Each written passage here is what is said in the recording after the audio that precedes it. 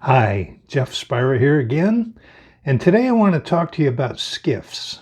Um, Edwin Monk, in his 1934 book, How to Build Wooden Boats, said this about skiffs. The lowly skiff might be called the universal boat. Its simple and inexpensive construction are its strong points. It's a strange paradox that plans for them are as scarce as the boats are numerous. Now, while it was true that back then most people built boats by eye, they didn't really have plans. But there are some plans out now. I've got some. Other designers have them, and most of them will produce you a good quality skiff. So Ed Monk knew a thing or two about boats. His praise of skiff was well deserved. So they're very simple, they're inexpensive to build, and yet they're very useful. It can be used for a wide number of things on the water. They're stable, seaworthy, easily driven by oar, low power outboard, or even by sail. So my earliest recollections of being on boats was on skiffs. Here I am in 1957 on Raritan Bay, which separates New York and New Jersey. And this is the New Jersey side. And I was fishing with my grandparents. I think I was 4 years old here. My parents were in another skiff. We both rented skiffs then, and my parents took one, and my grandparents took me in the other. So it's about an 18-foot skiff. You can see my folks in this one. So when it came to developing a line of boats, I needed some skiffs in there. So my first three skiffs that I did were actually stitch and glue boats. The one Mission Bay here is an 11-footer that I came up with from, back in my commercial fishing days in the early 70s. I was a deckhand on a boat in Mission Bay in Quivira Basin along the San Diego coast. We fished for rock cod. We'd go out to the 6-mile and 9-mile banks and different places, and we would, deep fish for rock cod. So, and there was another boat on the same dock that was run by some Portuguese guys, and they were mostly halibut fishermen. They set, I think they set. Forgot what kind of nets you call them, but there's several nets, and they caught halibut. So anyway, they came in one day, and one of the kids that worked on the boat jumped in this skiff at the end of the dock, and a bunch of his brothers, sisters, cousins, friends, probably 6 or 8 of them jumped in this little boat, and he took off rowing, standing up, facing the direction he was rowing. With these 6 or 8 other little kids in there. And he was, maybe an early teen, 13, maybe 12, 13, 14 at the most. But I was so impressed at how fast and easily he was rowing it, and how stable the boat was while he was moving around and the kids were bouncing around and, jumping in different seats and stuff. So that impression really stuck with me. And that's when I came up with this Mission Bay boat. Mine's really handy. It can handle big loads, and weighs about 65 pounds, so you can pick it up and put it on top of a small car. Makes a great car topper that way. Now, one of my customers also asked for a smaller version, and this was about the time that the Austin Powers movies came out. You remember the Mini-Me? Well, so I created a boat called the Mini Myth, which is a little version of the Mission Bay, and it's only 7 feet long, and it was done for a person that wanted a tender for his sailboat, so he could row out to it, and it was a great little boat. It's a fun little boat. There's been quite a few built. And it has, all the features of the full-size Mission Bay. It rows easily. It's very light. You can pick it up with one hand, and it'll handle a nice load. So, some people wanted a larger version of this, so I came out with what I call the Maxi Myth, which is the Mission Bay, a little bit redesigned and scaled up to like 14 feet for small family, whatever. Again, light enough boat, two people can put it on top of a car, or back of a truck, or you could launch it from a trailer. That's fine too. So, and now all three of these boats are found in my ultralight stitch and glue boats section. So they'd be located in there. So that's where they're listed in my website.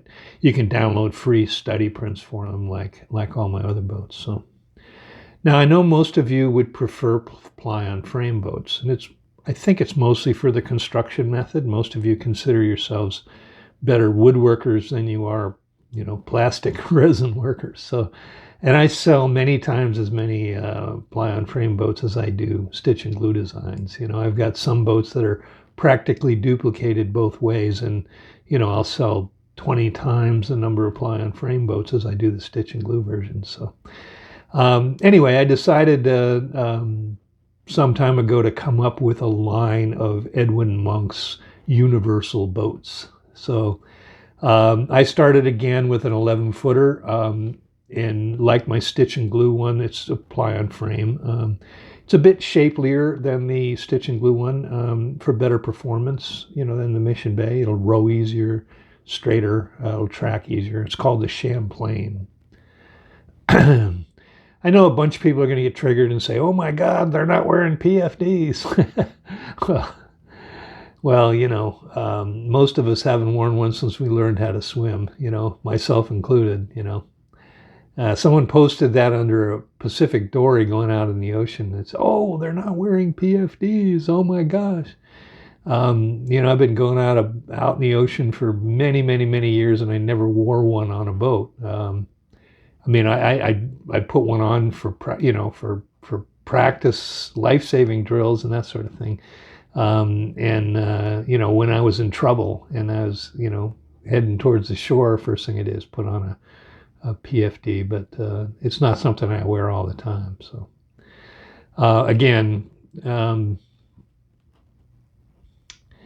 So anyway, people post funny things on YouTube, but so I'm sure that will come up. Let's put it that way. Okay, well, I also designed a 13-footer, and this is a great size for father and son or a small family.